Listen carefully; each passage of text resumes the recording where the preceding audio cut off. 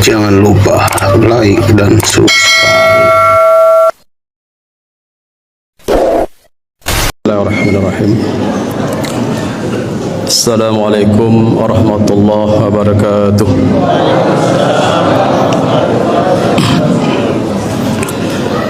Alhamdulillah.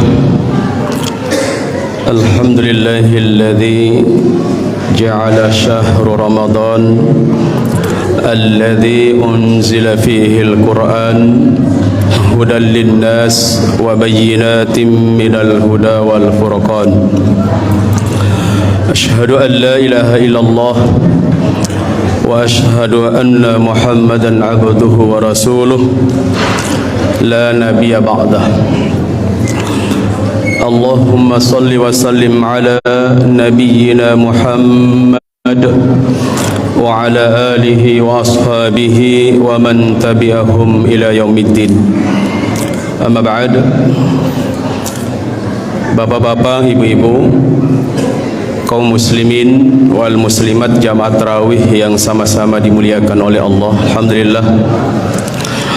Pertama-tama marilah kita semua kembali memohon dan memanjatkan rasa syukur kita, puja, puji serta syukur kita kepada Allah Subhanahu wa taala atas segala limpahan rahmat, nikmat yang tidak henti-hentinya Allah limpahkan kepada kita semua, sehingga dengan karunia nikmatnya itulah meringankan langkah kaki kita untuk kita kembali berada di tempat yang mulia ini, juga di bulan yang mulia, bersama dengan orang-orang yang juga insyaallah dimuliakan oleh Allah. Malam hari ini memasuki malam yang ke-6 kalau tidak salah, dan ini adalah satu karunia Allah yang luar biasa kepada kita semua, dan nikmat yang terbesar yang Allah karuniakan kepada kita di dalam kita beragama ini, Bapak dan Ibu sekalian, tidak lain adalah nikmat iman. Iman itulah yang mengantarkan kita sehingga kita masih berada di masjid ini. Iman itu, Bapak dan Ibu sekalian, adalah satu karunia yang ketika nanti kembali di hadapan Allah yang pertama kali dipertanggungjawabkan itu adalah iman ini. Bahkan yang pertama kali ditanya oleh malaikat nanti itu adalah iman, bukan amal. Amal itu baru dipersoalkan ketika nanti kita berada di alam akhirat. Alam akhirat, alam di mana kita mempertanggungjawabkan seluruh amal perbuatan kita. Tetapi iman, sejak kita berada di alam barzah, alam kubur itu sudah dipersoalkan. Jadi kalau ada orang di antara kita ini yang bermasalah dengan imannya, dan itu akan bermasalah di alam kubur. Dan saya yakin dan percaya kalau masih maunya kita hadir di masjid pada malam hari ini, tanda kita ini ada iman. Karena indikator orang ada imannya itu, salah satu di antaranya adalah ketika kita memiliki keterpautan hati dengan masjid. Ada kecintaan, ada kerinduan, ingin selalu berada di rumah Allah Subhanahu wa taala. Dalam At-Taubah ayat ke-18 Allah berfirman, innama ya'muru masajidallah man amana billahi wal yaumil akhir.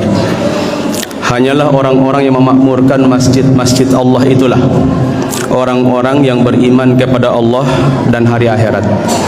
Jadi Bapak Ibu, orang yang dipastikan ada iman itu salah satu di antaranya, ini Allah pastikan ini adalah orang-orang yang mau injak ke rumah Allah, hadir di rumah Allah. Wa aqamas shalah, kita mendirikan salat. Di mana? Kalau kita sehat jasmani, sehat rohani, maka tempat salat kita yang terbaik tidak lain adalah di masjid. Apalagi buat kita yang laki-laki. Kalau ibu-ibu mungkin afdalnya di rumah, tetapi kalau ibu-ibu mau datang ke masjid pun tetap diberikan ruang untuk itu. Tetapi bagi kami yang laki-laki ini, apatah lagi bagi bapak-bapak yang tinggal di seputar masjid ini, di tetangga kiri kanan masjid ini, kewajiban kita lah memakmurkan masjid ini. Bahkan oleh Nabi dianggap tidak sempurna, Bapak Ibu sekalian, solatnya tetangga masjid itu kalau bukan di masjid. La salata li jaril masjid illa fil masjid. Tidak sempurna kata Nabi solatnya tetangga masjid kalau bukan di masjid. Nabi Bapak Ibu tidak mengatakan tidak sah. Sebab sah tidaknya ibadah solat kita bukan otoritas kita memberikan penilaian. Kalau dikatakan tidak sempurna, mungkin ada yang kurang. Mungkin kebersamaan kita yang kurang, silaturahim kita yang kurang, atau mungkin pahalanya yang kurang. Karena pahala salat berjamaah dengan sendiri itu kan berbeda nilainya. Jadi Bapak dan Ibu sekalian, kita senantiasa berdoa kepada Allah Subhanahu wa taala agar Allah senantiasa memberikan kekuatan kepada kita semua, diberikan kesehatan yang baik sehingga bisa melewati rintangan tantangan yang akan kita hadapi selama Ramadan ini khususnya. Salawat serta salam tak lupa kita kirimkan dan kita peruntukkan buat kehadiran junjungan kita Nabi Agung yang mulia, Nabi besar Muhammad sallallahu alaihi wasallam. Allahumma salli ala Muhammad wa ala ali Muhammad. Bapak Ibu jamaah tarawih yang sama-sama dimuliakan oleh Allah, Ramadan ini adalah bulan yang begitu dirindukan oleh hamba-hamba Allah yang beriman kehadirannya. Siapapun di antara kita ini, kalau ada iman di dada pasti rindu dengan Ramadan ini. Kenapa demikian? Karena hamba yang beriman itu, Bapak dan Ibu sekalian, tahu persis bahwa setiap kebaikan yang kita lakukan, kebaikan yang kita lakukan di dalam bulan Ramadan ini, Allah akan lipat gandakan kebaikan itu sampai 700 kali lipat. Kita perhatikan satu hadis qudsi. Hadis qudsi yang diriwayatkan oleh Imam Bukhari. Hadis qudsi itu Bapak Ibu sebenarnya ayat Al-Quran, tetapi tidak dibukukan. Ayat Al-Quran yang oleh Rasulullah itu diperintahkan kepada para sahabat untuk menghafalnya. Beda dengan mushaf Al-Quran yang ada di tangan kita sekarang ini, yang 30 juz itu oleh Nabi diperintahkan kepada para sahabat untuk menulisnya. Maka dalam sejarah penulisan Al-Quran itu kita ketahui Al-Quran ditulis di pelepah-pelepah korma, di kulit-kulit binatang, tulang-tulang binatang, di batu-batu tipis. Karena memang tidak ada kertas sebagaimana yang ada sekarang ini. Sementara hadis qudsi itu sebagaimana hadis-hadis yang lain tinggal diperintahkan untuk dihafal saja.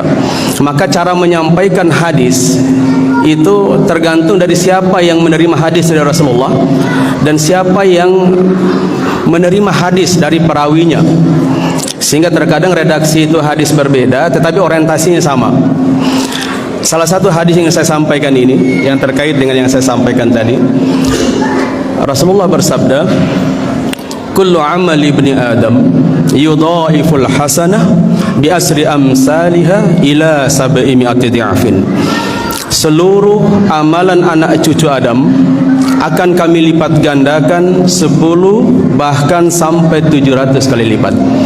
Jadi Bapak Ibu sekalian, amalan kita di bulan Ramadan ini Allah akan lipat gandakan sampai 700 kali lipat. Salat tarawih kita sebentar, nanti Allah akan lipat gandakan sampai 700 kali lipat. Sedekah yang kita keluarkan, Allah akan lipat gandakan sampai 700 kali lipat. Jangan disepelekan celengan yang lewat di hadapan Bapak Ibu sekalian, 1000, 2000 perak yang Bapak Ibu masukkan untuk di bulan Ramadan itu Allah akan lipat gandakan sampai 700 kali lipat. 1000 tapi punya nilai 700. Luar biasa di Ramadan. Belum lagi bacaan Al-Quran kita, tadarus Al-Quran kita selama Ramadan ini. Itu dahsyatnya Al-Quran itu Bapak dan Ibu sekalian, setiap hurufnya itu punya nilai kebaikan di sisi Allah Subhanahu wa taala. Satu huruf satu kebaikan, dan satu kebaikan itu 10 pahalanya. Itu di luar Ramadan. Kalau di dalam bulan Ramadan ini Bapak Ibu sekalian, Allah akan lipat gandakan sampai 700 kali lipat. Luar biasa sekali. Sampai 700 kali lipat itu bacaan Al-Quran. Sementara huruf Al-Quran itu banyak jumlahnya. Bahkan di antara kita ini pasti tidak ada yang pernah menghitungnya. Imam Syafi'i itu pernah menghitung huruf Al-Quran di sela-sela beliau berdakwah. Imam Syafi'i itu Bapak Ibu sekalian salah satu dari keempat imam mazhab yang masyhur di negeri kita ini. Di samping Imam Hambali, Imam Hanafi, Imam Maliki, dan Imam Syafi'i. Bahkan penganut mazhab yang terbesar di negeri kita ini kan mazhab Syafi'i. Imam Syafi'i pernah menghitung huruf Al-Quran, Bapak dan Ibu sekalian, dengan tertib sekali. Waktunya lama karena dari riwayat yang kita temukan, Imam Syafi'i menghitung itu dia menggunakan biji gandum.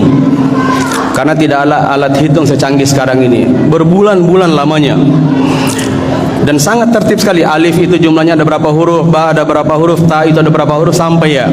Kesimpulan beliau, dari 30 juz Al-Quran, 114 surat, 6.236 ayat dalam Al-Quran. Kalau versi Kementerian Agama itu 6.666 ayat. Sebenarnya yang benar itu 6.236 ayat.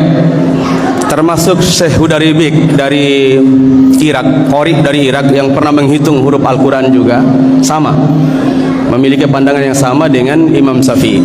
77.439 kalimat, hurufnya 1.027.000 huruf.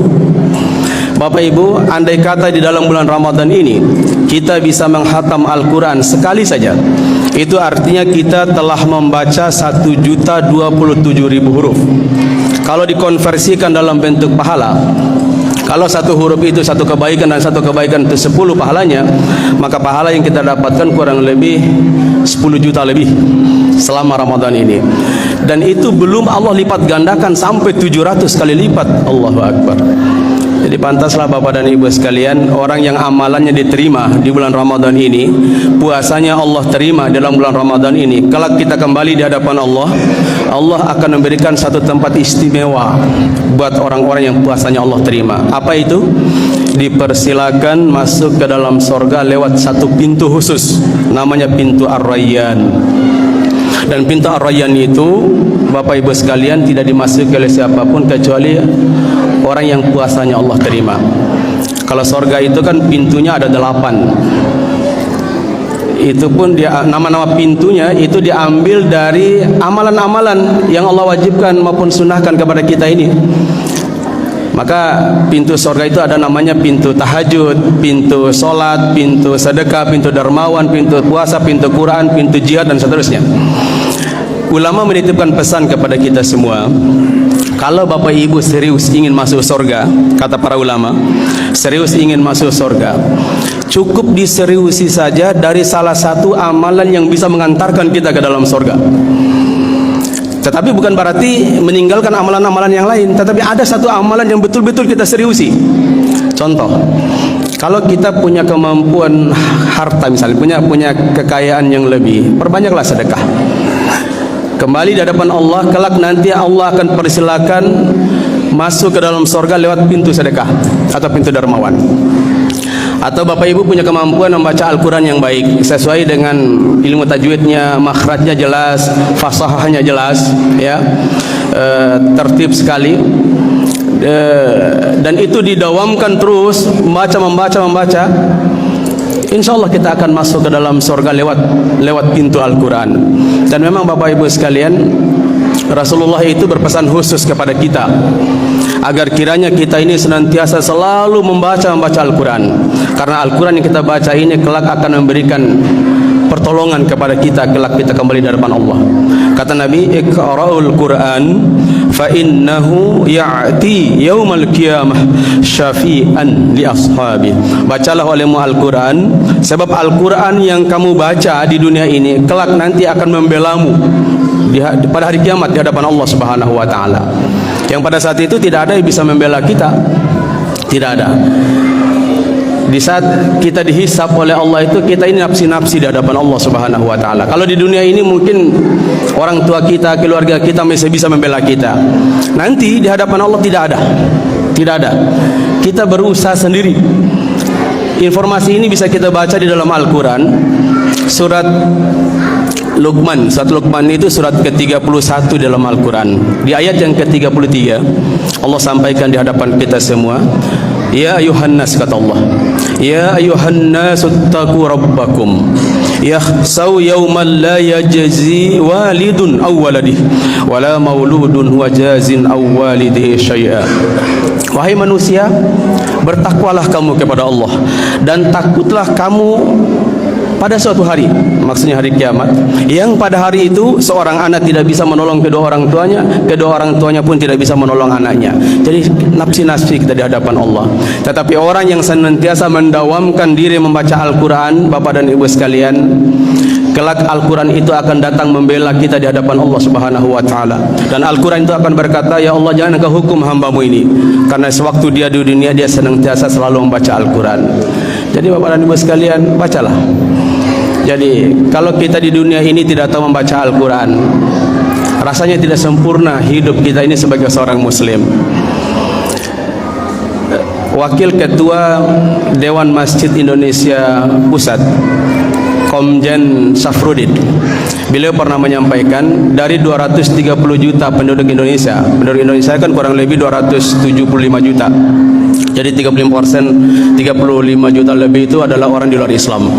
Dari 230 juta penduduk Indonesia yang muslim ini, yang buta aksara Al-Quran itu sebanyak 55% yang tidak tahu membaca Al-Quran. Jadi 40 sekian persen saja yang tahu. Kondisi ini Bapak dan Ibu sekalian, 1400 tahun yang lalu sebenarnya pernah diramalkan oleh Rasulullah SAW. Kalau ramalan Nabi itu pasti Bapak Ibu. Kenapa? Karena ramalan Nabi itu dituntun oleh wahyu. Kalau kita manusia biasa ini yang ramal, tentu yang menuntun itu jin, setan. Kalau Nabi itu yang ramalan itu wahyu nuntunnya. Wa ma yantiqu 'anil hawa in huwa illa wahyu yuha. Tiadalah yang diucapkan oleh Nabi itu berdasarkan hawa nafsunya, tetapi yang diucapkan oleh Nabi itu berdasarkan wahyu yang telah diwahyukan kepadanya. Ramalan Nabi itu Bapak dan Ibu sekalian, ada yang sudah terjadi, ada yang sementara terjadi, dan ada juga yang belum terjadi. Yang ingin saya sampaikan, salah satu hadis yang menjadi ramalan Nabi yang ingin saya sampaikan pada malam hari ini, salah satu ramalan yang sementara terjadi di tengah-tengah kita saat ini. Apa kata Nabi?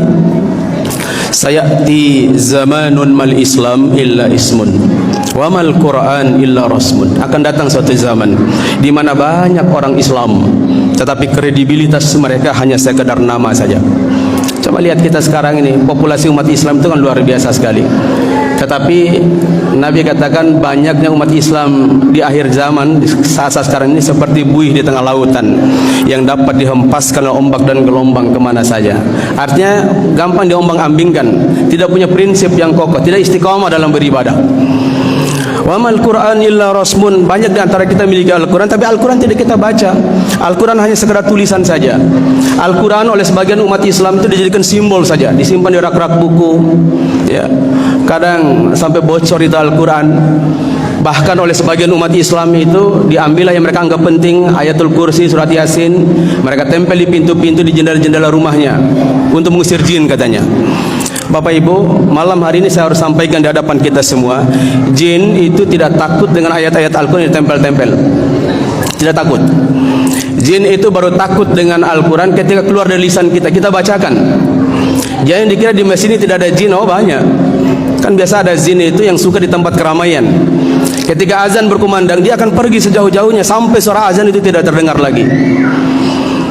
Sama dengan ketika ada orang kerasukan, biasanya kan yang suka kerasukan itu ibu-ibu, karena ibu-ibu kan lemah secara fisik. Nah, ketika kita ingin meruqyah, memperbaiki, itu kan dibacakan ayat-ayat pilihan, ayat-ayat pendek, surat-surat pilihan. Ya, tidak ditempelkan sebagaimana itu setan dari Cina itu, tidak seperti itu. Jadi dibacakan. Bapak dan Ibu sekalian, oleh sebab itu saya mengajak kepada kita semua, ini momentum yang baik buat kita. Kita tidak tahu apakah Ramadan yang akan datang kita masih berjumpa dengannya. Manfaatkan momentum yang baik itu untuk betul-betul mendekatkan diri kita kepada Allah Subhanahu wa taala. Allah itu Bapak dan Ibu sekalian akan memanggil kita tergantung dari kebiasaan kita. Kalau kebiasaan kita baik-baik, Allah akan panggil kita dalam keadaan baik. Kalau kita suka baca Al-Quran, rajin baca Al-Quran, Allah akan panggil kita dalam keadaan baca Al-Quran. Kalau kita sedang berdakwah, suka berdakwah, cinta dengan dakwah, Allah akan panggil kita dalam keadaan berdakwah. Kita rajin sujud, Allah akan panggil kita dalam keadaan sujud, dalam keadaan sholat itu. Oleh sebab itu Bapak dan Ibu sekalian, kita senantiasa berdoa kepada Allah karena terbatasnya waktu yang tersedia. Semoga Allah Subhanahu wa taala memberikan kekuatan kepada kita semua, kekuatan iman Islam, sehingga bisa menjalani ibadah ini dengan baik, dengan sungguh-sungguh. Karena kita tidak tahu apakah tahun depan kita masih berjumpa dengannya. Manfaatkan momentum yang baik ini untuk betul-betul mendulang kebaikan, pahala kelak kebaikan yang kita lakukan, dengan capek-capeknya kita beribadah ini, yakinlah tidak ada sesuatu yang sia-sia. Pasti Allah akan balas dengan kebaikan yang setimpal. Mudah-mudahan Bapak dan Ibu sekalian, dari ceramah singkat ini memberikan motivasi, sugesti kepada kita semua, utamanya kepada diri pribadi saya, untuk lebih sungguh-sungguh lagi mendekatkan diri kita kepada Allah Subhanahu wa taala. Demikian, billahi fi sabilil haq, fastabiqul khairat. Wassalamualaikum warahmatullahi wabarakatuh.